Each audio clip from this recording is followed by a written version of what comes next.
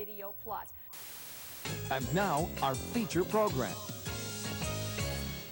What is the most obscure piece of My Little Pony media? There's a lot of things you could say, but I'm talking about official My Little Pony media that was shown or released publicly. Things like random brony videos with 2 views, or some weird concept art or animation test locked deep in Hasbro's vault don't count. There is that original animation test from G4, plus the Pitch Bible. How about all those weird live shows? In Generation 1, there was an entire song cut from one of the Glass Princess episodes. It was in the original airing, but never appeared on home media or streaming. Luckily, we have it, but it's a grainy recording of someone's TV playing it. In the original airing, the episode would have had them trying to make this fake cloak, going in, singing the song, showing them doing it, and they would do whatever with it. I'm not explaining the plot. In every other release, it just fades when they go to make it, and then they have the cloak. It doesn't ruin the continuity of the episode, and if it was cut for time, it wouldn't matter at all. That's probably the most likely explanation. Looking on Tubi, you can see part 4, the one the song appears in, is only slightly shorter than the others,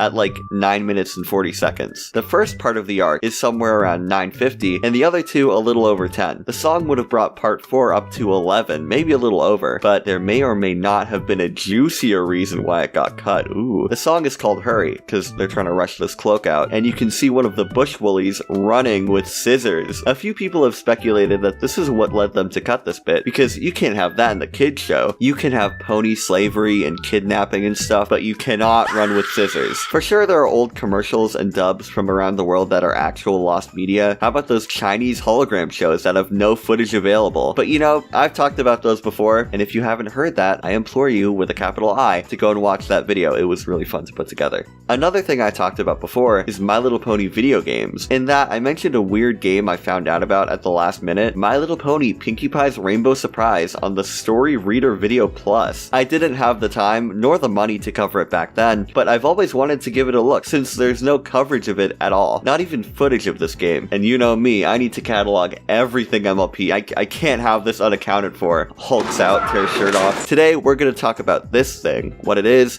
and give some guesses as to why nobody really cares about it.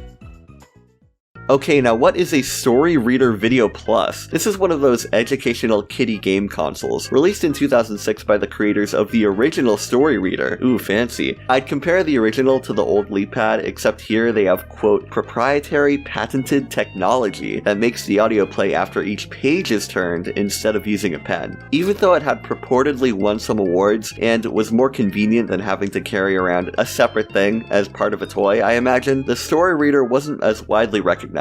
Didn't stop them from trying to make the leap to the video game market like the competition. If you weren't the right age around the time, I doubt you remember the educational kids console boom of the 2000s. Those cheapy plug-and-play consoles were already at their peak with their simple controls and easy-to-make GBA tier graphics. Companies like Leapfrog or VTech had the genius idea to use that kind of tech to get kids learning stuff. Not only were these cheaper, but parents could trust these more than one of those Nintendo play boxes that'll rot their kids' brains. I remember playing like the Superman game on the V-Smile at some kid's house back then, and kinda wanting one for a bit, but, you know, I wanted a DS more, sorry VTech. The big two were battling it out around this time, like Nintendo and Sega in the 90s. You could debate which one was the Genesis or Super Nintendo, but all I know is that this baby was the TurboGrafx 16. Not even, dude. The Fisher-Price Smart Cycle might have beaten them to the number 3 spot. So what's the deal with this? Let's open it up and see what we've got. I want to go out of my way to say that the packaging for this is way better than what it needs to be. You have this Velcro flap that opens up where you can see how you can use it on the top, and the thing itself on the bottom in this little pocket. Swanky. Pull the thing out and we have the system plus the packet book and cartridge. Alphabet Adventure. Ooh. Out of curiosity, I checked this one out and it was cute. It was just alphabet practice for very, very small children, but there was some humor thrown in. Reminded me of Word Girl, the show I watched when I was the same age for this. 3 out of the 5 games use the same platforming controls, and the first one goes on for way too long. There's a matching game with really loud sound effects, and this one about spelling. Open it up, and we have a compartment to store TV cables and the controller. That's actually a really smart design choice if I was able to get it back in after opening it for the first time. Other features include a headphone jack and a charging port, I think. This thing runs on batteries, and thankfully they haven't gone out. Shout out to Matt Blum, who uploaded his concept sketches for the thing on his old portfolio. Originally, the controller would have had 2 enter buttons, and what I assume is a D-pad in the middle. I'm lucky they went for something more conventional, even if it is, interesting. Besides this, nobody's really been keeping an eye on the prestigious history of the Story Reader Video Plus. I found myself setting my Google searches to before a certain year and going on the Wayback Machine a whole bunch. I even had to find out more info about the company on the Rugrats wiki. Well, with that said, let's get into the main event here, My Little Pony, Pinkie Pie's Rainbow Surprise. So, the way these things work is that you can have the story read to you, audio track contained in the book's respective cartridge, have it displayed on the TV, or you can play the mini games by plugging the book in and turning to the last page. The manual calls them video games, but no, the word video implies a full experience. We're mainly going to talk about the games, but the story is worth mentioning. It's about Pinkie Pie getting body dysmorphia since all her friends have so many colors and she's just pink. To cheer her up, her friends try and get stuff she can accessorize with to make her all colorful, but along the way, each of them accidentally only pick up pink stuff. Whoa. Moral is be yourself, but in like a weird existential way. Okay, so the games. There's a selection of 5 here, in a true throwback to that MLP Games video. Let's start out with the dress-up game, always a classic. And don't worry, they don't have you decorating cakes in this one, thank goodness. As we're gonna come to realize, all the games are super simple. Here you have an audio cue asking which outfit is best for each occasion, and you pick. Another game shows you a picture of a pony and you need to memorize their color scheme, and then you have to color them. Another one asks you which out of a set of objects is different. How much did they sell this for? This one lasts for like a minute. The 2 longest ones you play as Rainbow Dash and Starcatcher trying to get stuff. Starcatcher's game deals with basic logic like which thing has the most stars, fewer stars, which color, etc. Rainbow Dash's game has a part where you have to complete these patterns, and another where you're walking around. The physics in this one are most likely taken from the Pac-In game. Like I said, 3 out of the 5 in that one have you walking around as this boy character and jumping through baby's first platforming challenges. Like literally baby's first platforming challenges. Don't know if we've caught on yet, but this isn't like that Pony Leap Pad game I talked about, which was like, what, early elementary school?